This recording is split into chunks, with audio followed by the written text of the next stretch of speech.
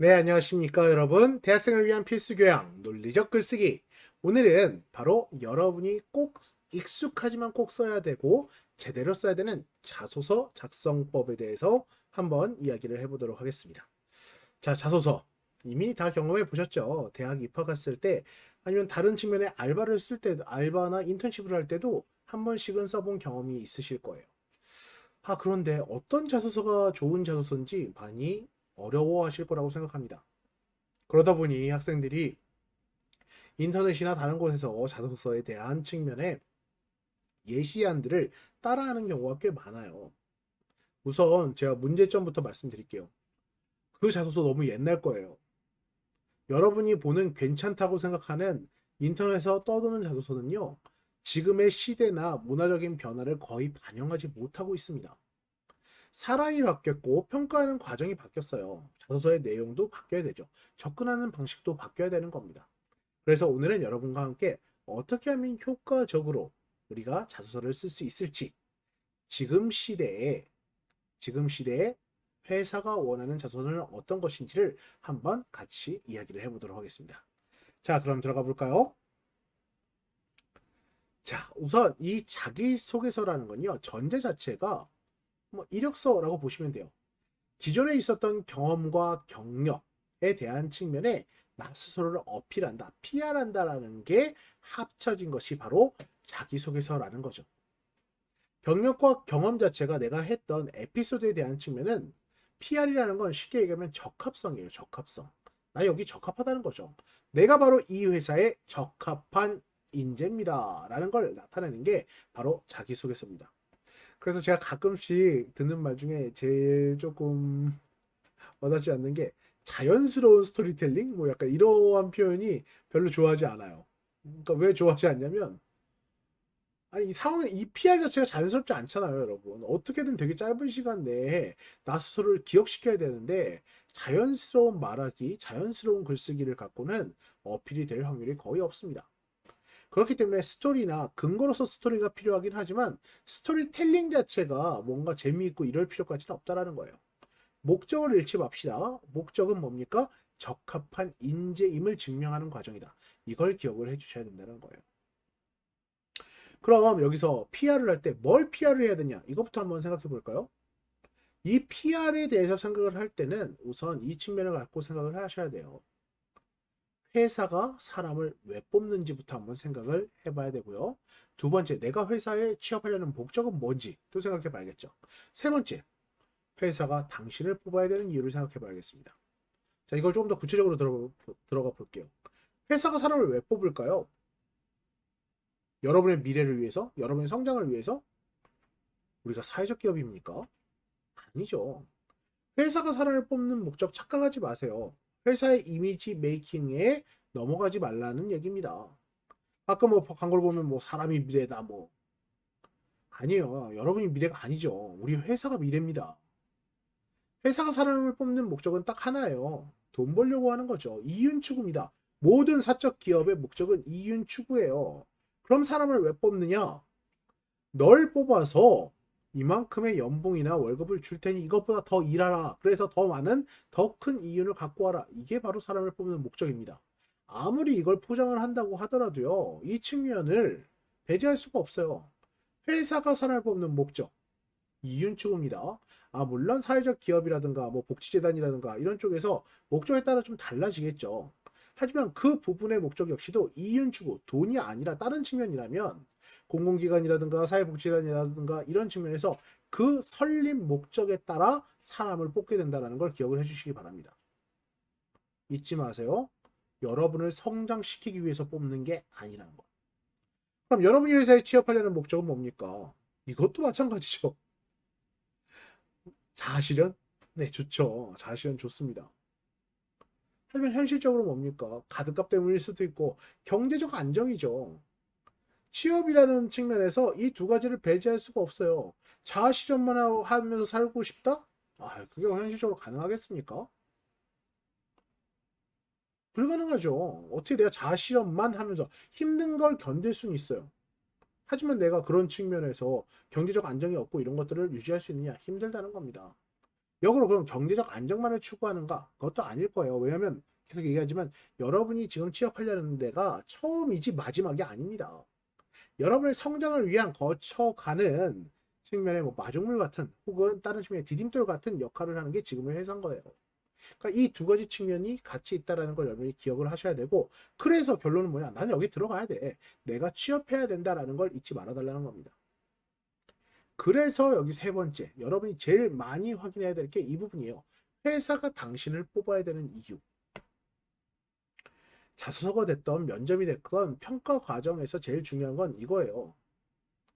왜 회사가 수많은 경쟁자들을 제외하고 당신을 뽑아야 하나요? 라는 측면인 겁니다. 근데 안타까운 건 많은 학생들이 여기에 대한 답을 못해요. 이상한 말을 많이 합니다. 나는 이 분야에 관심이 있었대. 그게 당신을 뽑을 이유가 되나요? 어떻게 생각하세요? 관심이 있었다고? 다 관심이 있었으니까 여기 지원했겠죠? 원래 회사에 들어가는, 회사를 선택하는 이유는 분야가 아니라 그 회사를 선택하는 이유는 거의 없어요, 대부분. 여러분이 회사 선택하는 이유? 조건, 연봉, 거리, 복지, 뭐 이런 것들이죠. 그런데 그건 내가 원하는 거고, 회사가 당신을 원하는 이유는 뭔가? 회사가 당신의 어떤 의미 때문에, 어떠한 능력 때문에 뽑아야 되는지 이걸 갖고 접근을 해 주셔야 된다는 겁니다. 입장이 달라요, 여러분. 보는 사람 입장에서, 평가하는 사람 입장에서 자소서를 쓰실 필요가 있다는 거예요. 그래서 일반적으로 봤을 땐 이 세 가지를 어필을 하게 됩니다. 인성과 직무 적합성, 로열티라고 표현을 하죠. 괜찮은 사람인지, 직무에 적합한 사람인지, 우리 회사에 충성할 만한 사람인지, 우리 회사에 애착을 갖고 있는 사람인지를 어필하는 것이 자소서에 대한 사전 준비라고 볼 수 있겠습니다. 조금 더 자세히 들어가 볼까요? 직무 적합성 같은 경우에는 직무에 대한 지속적 관심 혹은 거기에 대한 자격 혹은 관련된 과목들을 했는지, 여기에 대한 직접적인 행동 요소가 있으면 좋겠죠. 적합성도 있어야 되고, 유사한 적합성을 갖고 있는 사람들 중에 얼마나 더 전문적으로 차별화가 되는지까지도 언급해야 되는 게 이 직무 적합성입니다.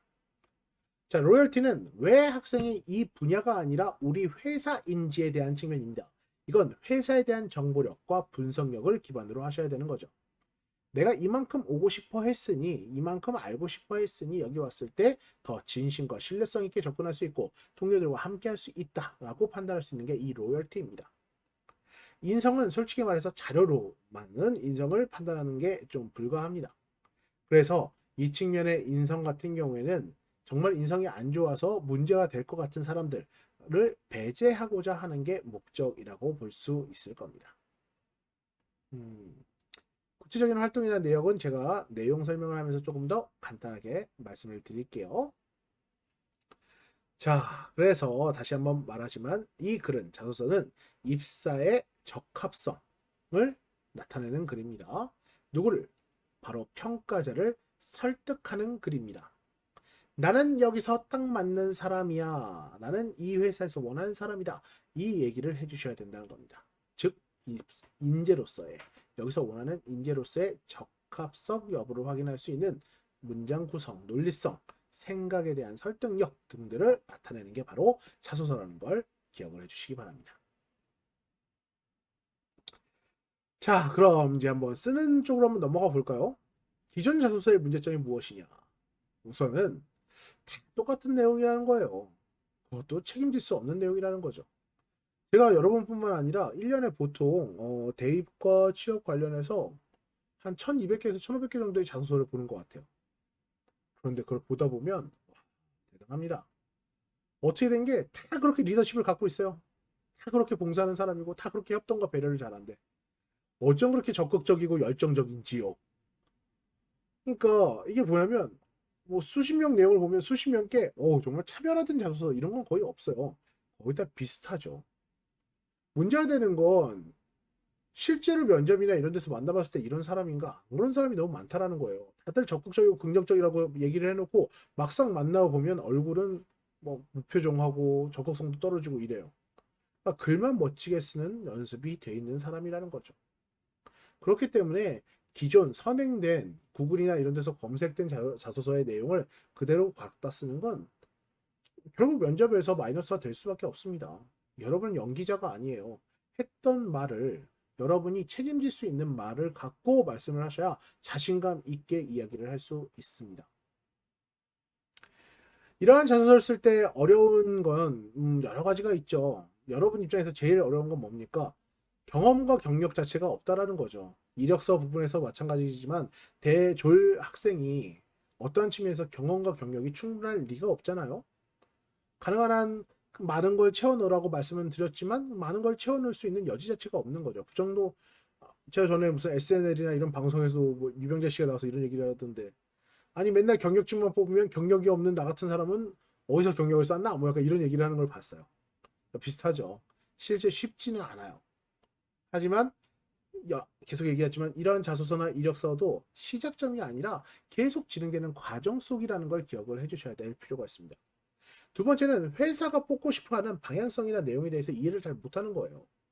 이건 회사에 대한 로열티가 될 수도 있고요. 회사 자체에 대한 회사 업무에 대한 이해 부족이 될 수도 있어요. 우리 쪽에서는 통용해서 그냥 뭐 경영 관리 혹은 어떤 뭐 기획 설비 어떤 측면을 한다고 하더라도 그 회사만의 특성이 있을 거예요. 그럼 거기에 맞는 요소가 돼 있어야 되는데 그렇지 못하다는 거죠. 가장 어려운 건 바로 이 객관화에 대한 측면이에요. 자신을 객관화하기 어렵다는 겁니다. 이게 어떤 의미냐면요. 이런 거예요. 여러분이 어떠한 글을 썼어요. 어떠한 어필을 했습니다. 내용을 썼습니다. 이렇게 한번 예시를 들어볼까요? 저는 봉사를 좋아하는 사람입니다. 저는 꾸준히 봉사활동을 해왔습니다. 이 봉사활동을 하면서 사람들과 커뮤니케이션 하는 방법과 효과적인 응대 방법을 배웠습니다. 이렇게 쓰는 것과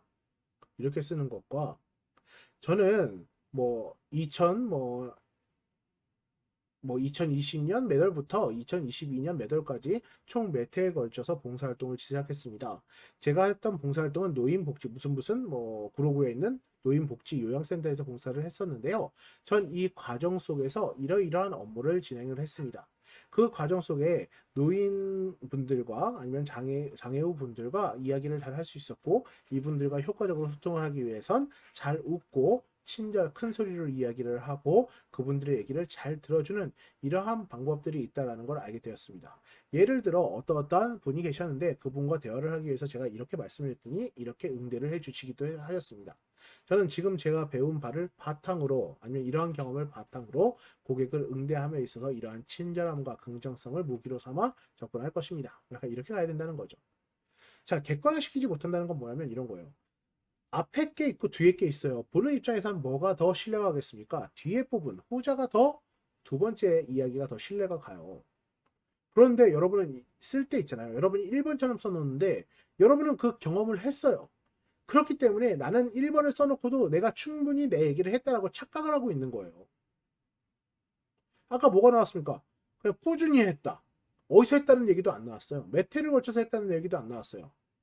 어떤 식으로 커뮤니케이션 능력을 길렀다는 것도 안 나왔어요. 어떻게 돼야 되는지도 안 나왔어요. 하지만 내 머릿속엔 있죠. 내가 경험을 했으니까. 객관화하지 못한다는 건 여러분의 쓴 글을 여러분 입장에서 쓰니까 문제가 된다는 거예요.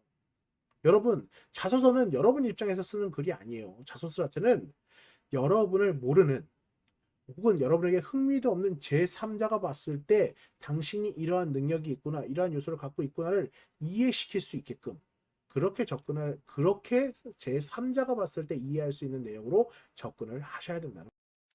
네, 그럼 자소서를 어떻게 써야 될지 그 단계를 한 단계씩 한번 진행을 해 보도록 하겠습니다. 자, 여러분께 우리가 써야 될 건 어떠한 제목 하에 뭐 자기소개, 지원 동기 이런 것들을 그냥 다이렉트로 이야기를 풀어가는 방식으로 접근하는 게 아니고요. 이렇게 한번 따라해 봐 주세요. 제가 이제 기존에 정말 수십, 수백, 수천 명의 학생들을 지도해 주면서 썼던 방식인데 기본적으로 이렇게 글을 쓰게 될 경우 훨씬 더 쉽게 접근을 하실 수 있을 거예요. 첫 번째는 이것부터 접근을 해주셔야 돼요. 뭐냐면 이 측면을 한번 설정을 해주시면 좋습니다. 저는 이걸 세 개로 나눴어요. 직무 역량, 회사 역량, 인성 역량이라고 표현을 했는데요. 여러분이 이걸 한번 적어 보시는 겁니다. 뭐냐면 직무 역량이라는 건 해당 직무를 잘할 수 있는 능력이에요. 그럼 이게 직무에 대한 정확한 정보와 분석이 있어야겠죠. 그 다음에 증명할 수 있는 작업과 경험도 필요할 거예요. 회사 역량이라는 건 회사가 원하는 인재상이라든가 회사에 대한 정보, 회사에 대한 애착, 아까 말했던 로열티와 같은 관련된 겁니다. 인성이라는 건 우리가 함께 할 수 있는 사람인가, 소통과 공감, 그리고 함께 어떠한 문제에 대처할 수 있는 사람인가를 나타내는 거예요. 이게 뭘 의미하는 거냐면 이 역량부터 설정을 하시라는 거죠. 한 단어로 한번 설정을 해볼게요. 만약에 내가 유아교육과 쪽에서 이제 어린이집 교사를 하고 싶어요. 그런 직무 역량은 뭐겠습니까? 직무 능력, 내가 이 일을 잘하는 거, 교구 제작 능력이 될 수도 있고요. 아니면 교수 능력, 가르치는 능력이 될 수도 있어요. 학부모 응대 능력이 될 수도 있고요. 이런 건 직무 역량이라고 할 수 있죠. 회사 역량이라는 건 뭐겠습니까? 회사에 대한 로열티니까 해당 부분의 이 기관의 특성에 따른 이 기관은 영어 수업이 특화되어 있으니 내가 영어 능력을 갖고 있다. 그러면 영어로 가르칠 수 있는 능력을 갖고 있다. 그러면 이게 회사 역량이 될 수 있는 겁니다. 인성이라는 건 나는 커뮤니케이션을 잘하고 아이들을 좋아하고 이런 측면에서 함께 일할 수 있는 사람이라는 걸 의미하는 거예요. 일반 영업이라고 한번 볼까요? 직무 역량에 뭐가 들어갈 수 있겠습니까? 실제 제품 분석이라든가 제품 이해 능력이 있고 PPT나 기획 혹은 연구 능력이 있을 수도 있을 것이고요. 아니면 실제 영업 능력. 그럼 내가 알바를 했을 때 이렇게 영업을 했다가 될 수도 있을 거예요. 회사 같은 경우에는 회사의 인재상, 조금 전에 말했던 그게 대기업이라면 그 대기업 홈페이지에 가서 어떤 사람을 창의적이고 글로벌이고 뭐 약간 이런 측면에 있어서의 회사가 원하는 측면의 요소를 갖고 있을 수도 있고요. 또 추가적인 회사에 대한 정보라는 건 내가 맡을 혹은 내가 갈 부서에서 주요 프로젝트들에 대한 정보를 갖고 있다는 게 회사의 역량이 될 수도 있어요. 뭐 인성은 거의 다 공통적이겠죠. 또 다른 측면에 뭐가 있을까요? 예를 들어서 뭐 회계 쪽이라고 치면 세무회계 쪽이라면 직무 역량은 뭐겠습니까? 직무 역량은 회계 처리 능력, 숫자에 대한 능력 아니면 관련된 자격 이런 걸 갖고 직무 역량을 증명할 수 있겠죠. 회사 같은 경우에 뭐 신뢰성 있는 성실한 이런 것들이 회사의 인재상이 될 수도 있을 것이고요. 우선 이것부터 설정을 하셔야 된다는 거예요. 이게 뭐냐? 이게 바로 여러분이 어필할 포인트예요. 어필할 포인트. 나 이거 갖고 있다라는 거지. 그러니까 여러분이 설정을 해야 되는 건, 이 질문에 대한 어떤 답을 써야겠다 이게 아니라 그 질문이랑 다 상관없어요. 왜냐면 그 질문이 다 같은 얘기거든요, 여러분.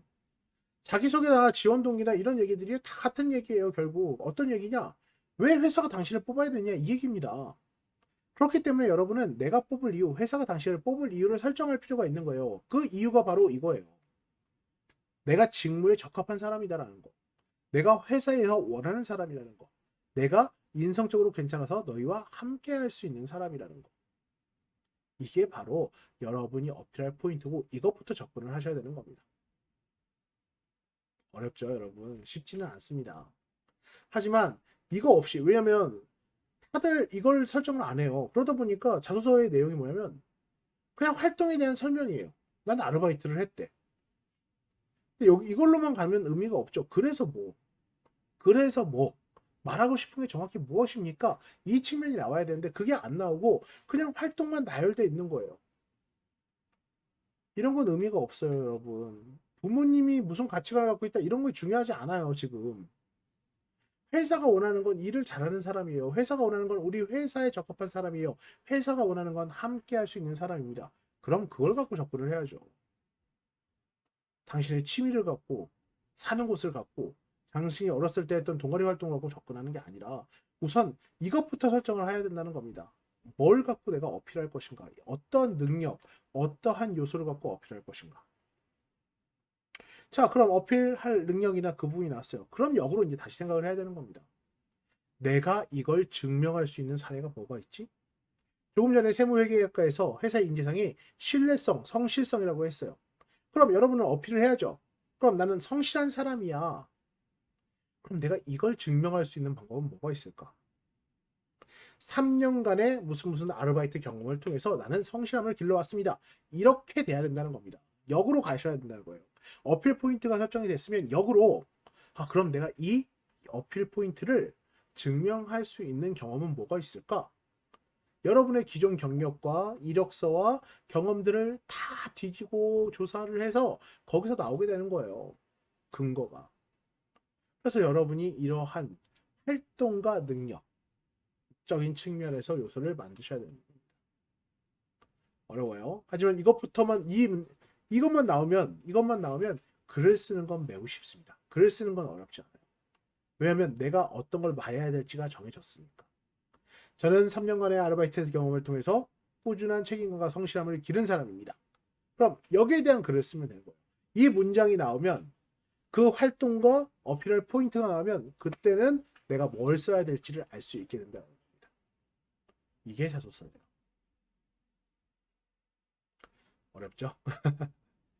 네, 한번 다음으로 넘어가 볼게요. 자, 그래서 조금 전에 말했던 이런 것들을 두 갈씩 형태의 주제문으로 작성하는 연습부터 해보셔야 돼요. 처음 시작할 때 말씀드렸죠. 자연스러운 에세이 형태로 쓰는 거 아닙니다. 무조건 헤드라인, 두 갈씩 형태의 주제문이 있어야 돼요. 그 주제문은 활동 하나에 능력 하나라고 설명을 해드리겠습니다.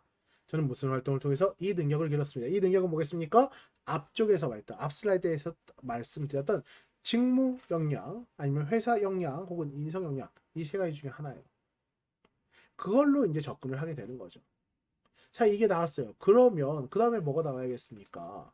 그 다음에 그 활동에 대한 설명을 해주시면 되죠. 내가 이런 활동을 언제부터 언제까지 했고 얼만큼 구체적으로 했고 이런 방식으로 했다라는 활동에 대한 설명이 필요해요.